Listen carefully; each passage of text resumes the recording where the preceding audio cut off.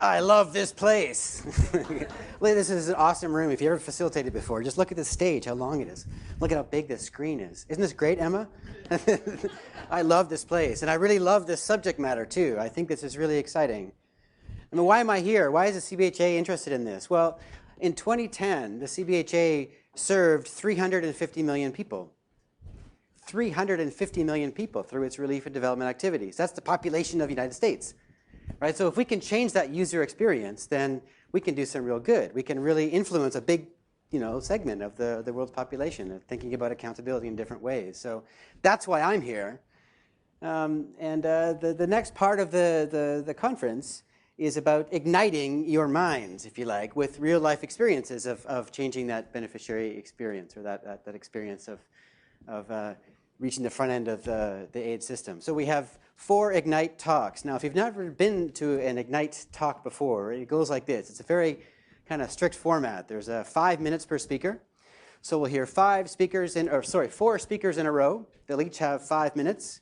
The slides will advance automatically. It's every 15 seconds, I believe. And speakers, when you come to your last slide, you have to stop talking. It's very naughty to speak more than 5 minutes. So there'll be 4 speakers. We'll hear them in a row, and then we'll have a chance to talk about it. So I hope that the next part will ignite your minds. Speakers, so when you begin, please come introduce yourself. Tell everybody who you are, and then get started. First speaker, let's go. Oh, it's you. Sorry.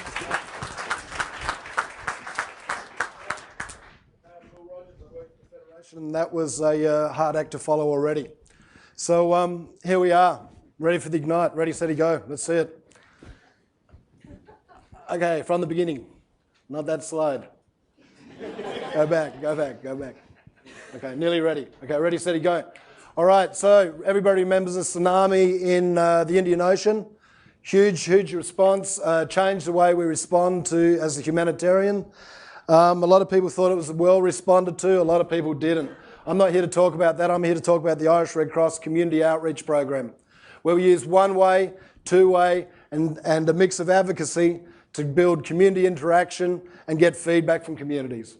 Okay, to do this, we used a huge consultation, carried out a huge consultation process where we sent people into communities and asked very simple questions like, how are you going?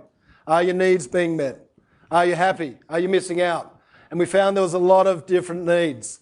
A lot of people were missing out on stuff. They were falling through the cracks. There was different access to communication. People had access to TV, some had access to radio, some had mobile phones. We weren't doing too much Twitter at that time. And we had people who were reading papers. But we found it was generally people were falling through the cracks with the poorest of the poor. So we thought about doing just an information dissemination program. And we asked the question, is information dissemination going to be enough? Is information going to be in outcomes? And we thought about this because when we were doing our consultation, we found out there was a lot of information going out about shelter. It was quite easy to gather information to find out how you could get a shelter. But we also found that people were still living in barracks. Why were they living in barracks still when there was all this information out there? So we thought, what's the mix?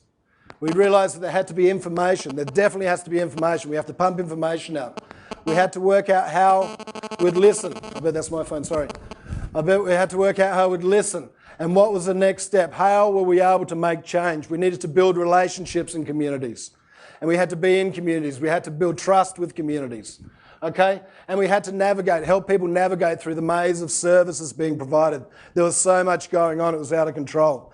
So we worked out we'd do that. The next step, the last piece of the puzzle for us, was to become advocates, to help people through that last part of the process. So we believe that media and advocacy equaled access to resources. And this is what people were missing out on. They weren't getting access to these resources. So what we did, we went out there, we put this advert in the paper and it said, if you have an issue with the rehabilitation and reconstruction process, send us an SMS and we'll try to help you. And no doubt what happened very quickly after that is we were inundated with SMSs. And we sort of started worrying about this. We got so much information, we had to learn how to manage that information. But we found out there was a need. There was a definite niche there for us. We found out that communities can be very complex and individuals can be very complex. So the program was set up of an advocacy part of the program as well as another part of the program, which we'll talk in a minute. The advocacy part of the program, people went out in the communities after they received the SMSs and talked with people, try to build capacity within communities to get through this stuff. We had a media team who did TV programming, 18 TV programs. We disseminated tabloid throughout the communities, 60,000 copies. We had 24 hours running, radio running. So what we're trying to really sort of build was provide platforms that allowed transparency and accountability to beneficiaries, and also an opportunity for service providers, governments and beneficiaries to be able to have open dialogue, to be able to talk to each other, to be able to talk openly and feel comfortable. We also we stood back from the project and we realised that we had all these different communications loops going on. Okay, so we're getting constant feedback, constant information coming from communities throughout the day. We worked out what the trends were, we worked out what information. Some people liked it, some people thought we were really good in doing this project. Beneficiaries thought we were really great people, but other people disliked us. Other people said, well, who is the Red Cross to be doing these sort of programs? What right do we have to do this? But we sort of took it on the chin. We kept on top of things. We didn't let it get us down. We wrestled through what we had to wrestle through, and we learned a lot of lessons on the way. There was so many lessons we learned that the next slide is going to be lots of words to make me look really smart and I can remember them. So here they come. These are the words.